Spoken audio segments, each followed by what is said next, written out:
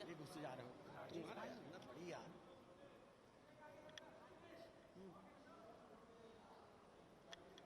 भाई भाई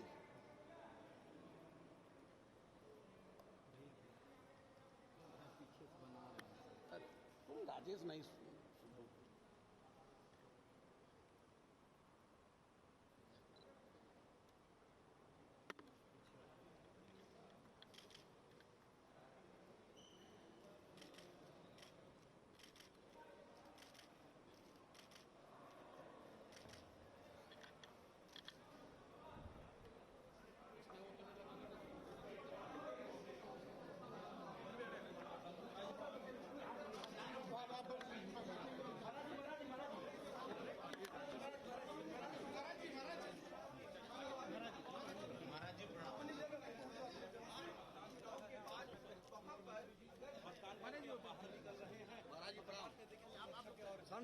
साइड जाना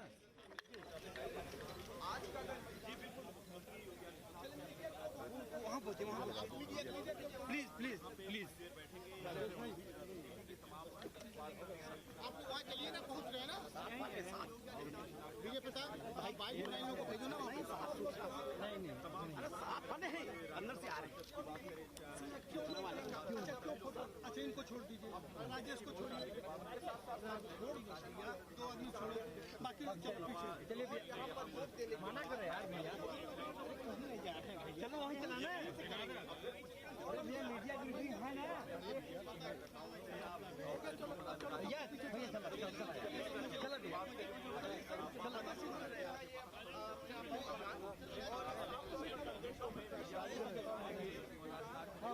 भैया और मतदान के बाद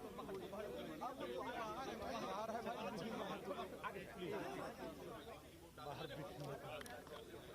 प्लीज मानिए बात सर।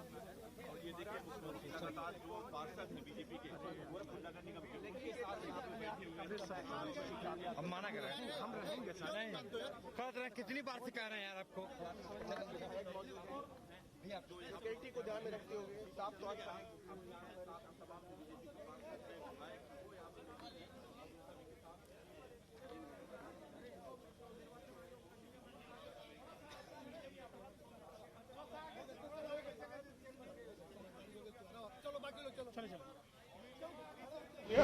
हाँ नहीं पहले सर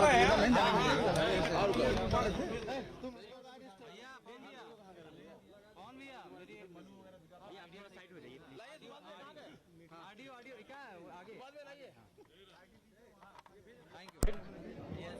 हो गया और किसी का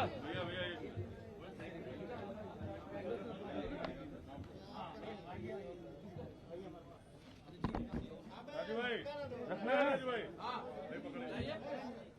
नीचे से लाइए, नीचे लाइए,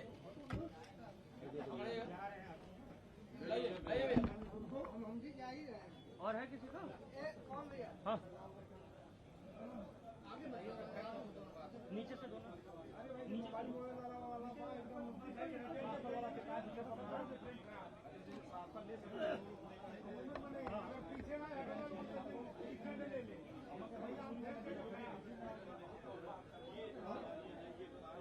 राजेश हो जाएगा ना?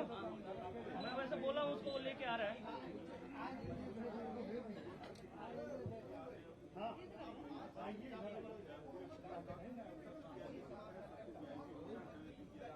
हमारा आइडिया नीचे गिर गया। कहाँ? News on India.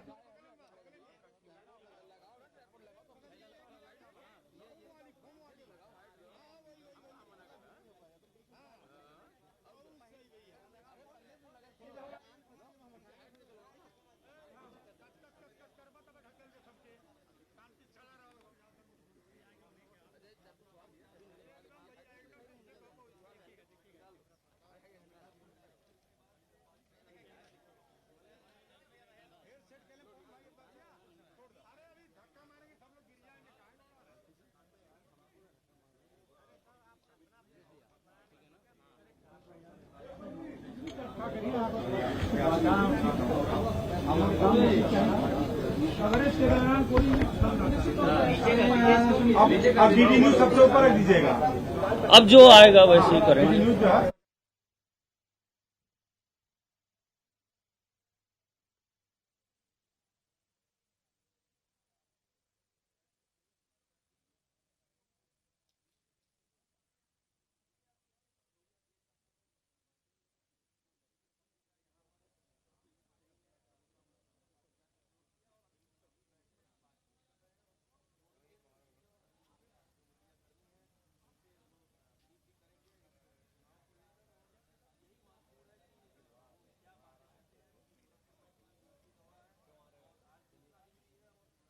बाहर चलिए, नहीं बाहर चलिए, बाहर चलिए।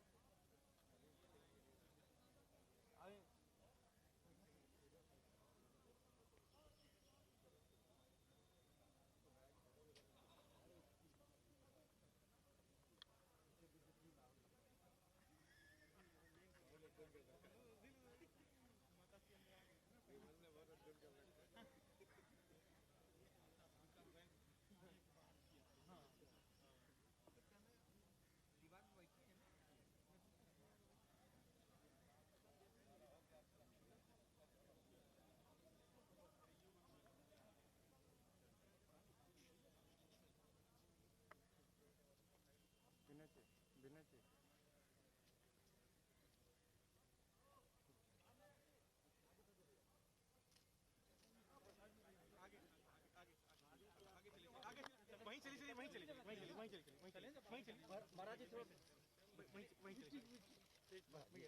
वहीं चलिए, चलते रहिए, वहीं चलते रहिए।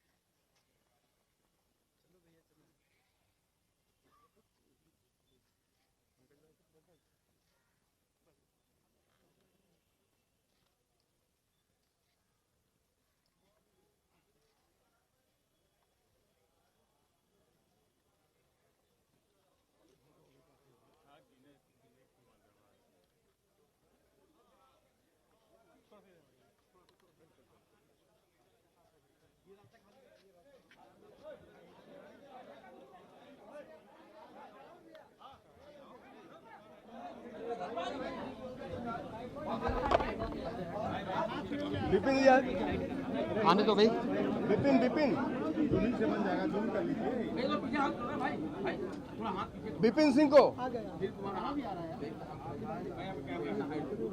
मेयर साहब को बता, मेयर साहब। अच्छा ये बताइए पीछे हाँ आ जाइए यार, इधर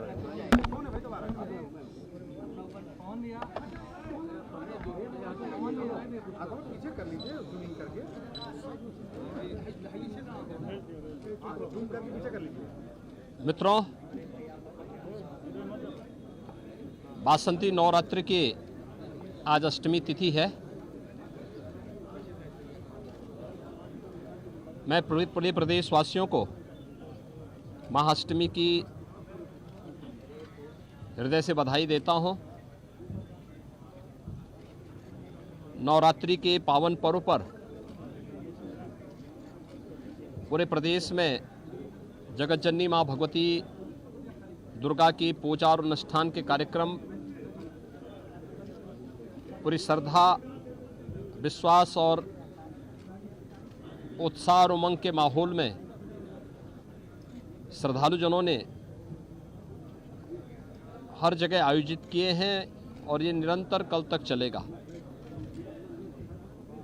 राज्य सरकार ने इसके लिए पूरी पुख्ता व्यवस्था की है।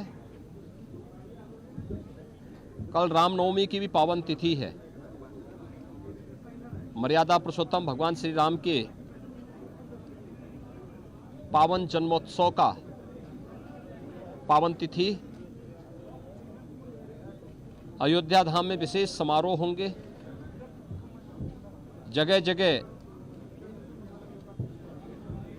नवमी की इस तिथि पर मर्यादा पुरुषोत्तम भगवान श्री राम के पावन जन्मोत्सव के कार्यक्रम आयोजित होंगे। शासन ने स्थानीय स्तर पर प्रशासन को श्रद्धालुजनों की सुविधा और सुरक्षा की पुख्ता व्यवस्था के पहले से निर्देश दिए हैं और उस पर प्रशासन पूरी तत्परता के साथ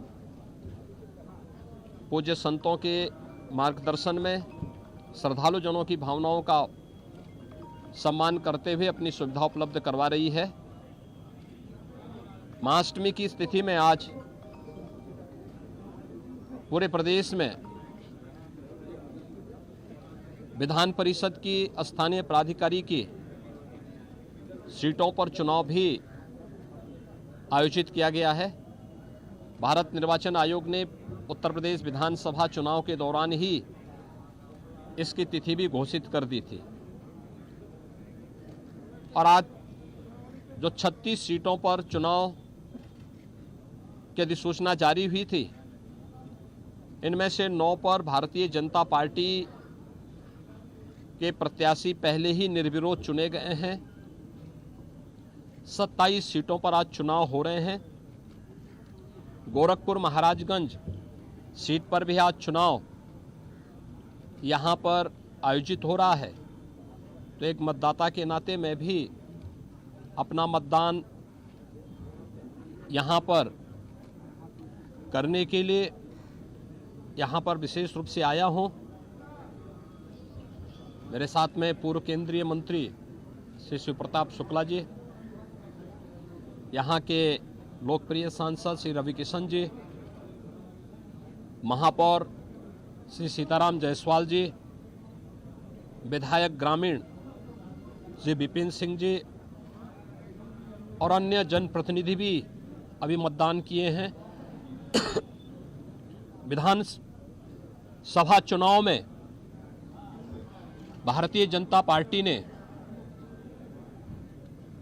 प्रदेश में 2/3 से अधिक सीटों पर विजय प्राप्त किया है और प्रचंड बहुमत की अपनी सरकार प्रधानमंत्री मोदी जी के नेतृत्व में हम लोग बनाने में सफल हुए हैं।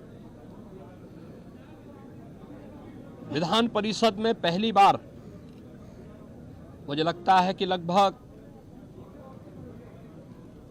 4 दशक के बाद ऐसी स्थिति आएगी जब सत्ताधारी दल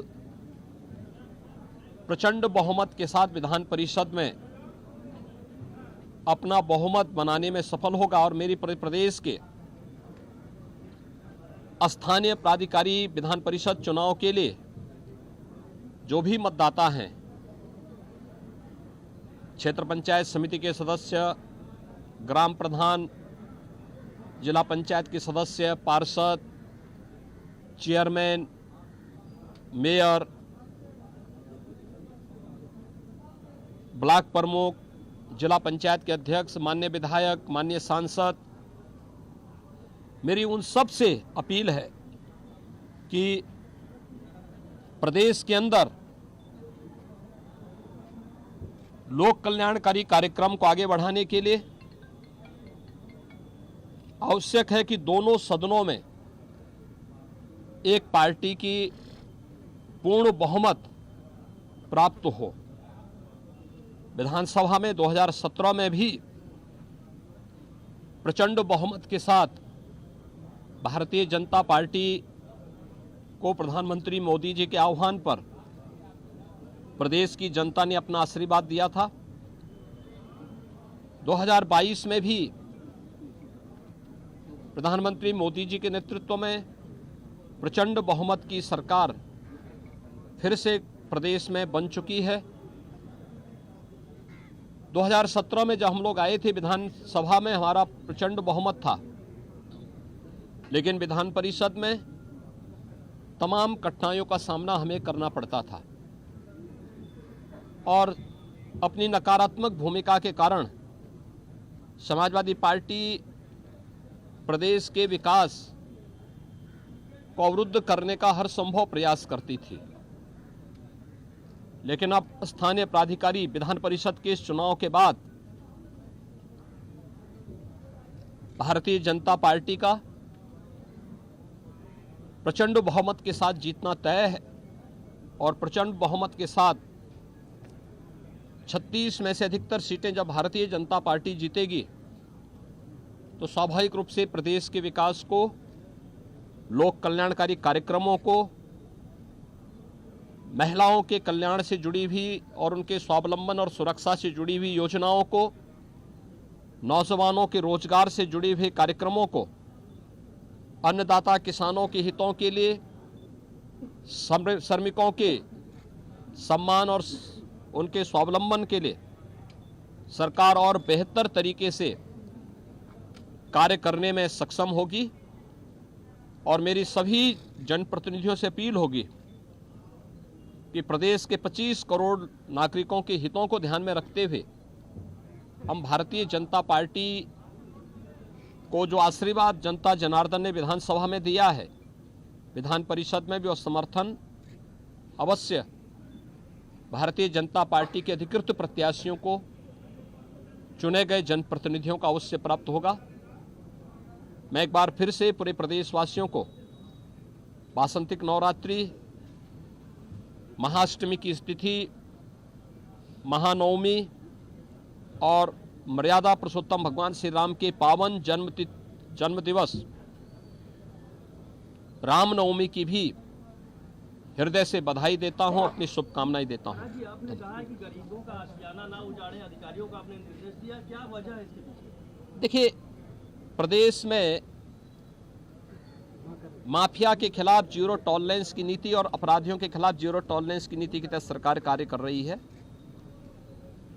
जनता जनार्दन का आशीर्वाद सरकार के सुरक्षा और बेहतर कानून व्यवस्था के मुद्दे पर जनता जनार्दन का, खासतौर पर आधी आबादी का आशीर्वाद भारतीय जनता पार्टी को प्राप्त हुआ। वे पेशेवर माफिया और अपराधी जो पहले सत्ता का संरक्षण प्राप्त करके प्रदेश में गरीबों का, व्यापारियों का, महिलाओं का, उनकी सुरक्षा पे सेंध लगाने का कार्य करते थे, या जिन्होंने सरकारी संपत्ति पर, सार्वजनिक संपत्ति पर कब्जा करके प्रदेश में अव्यवस्था पैदा करने का कार्य किया था, जिन्होंने उस समय की व्यवस्था के लीकेजेस का लाभ उठा करके उस समय भ्रष्टाचार को बढ़ावा दिया था, तो पिछली सरकारों के कार्यकाल के दौरान जिन्होंने अनैतिक रूप से, अवैध रूप से शासकीय संपत्ति पर, सार्वजनिक संपत्ति पर, गरीबों की संपत्ति पर, व्यापारियों की संपत्ति पर कब्जा किया हुआ है, एंटी भूमाफिया टास्क फोर्स वर्तमान में पूरे प्रदेश के अंदर उस अवैध कब्जे से मुक्त करने के एक बृहद कार्यक्रम को आगे बढ़ा रही है।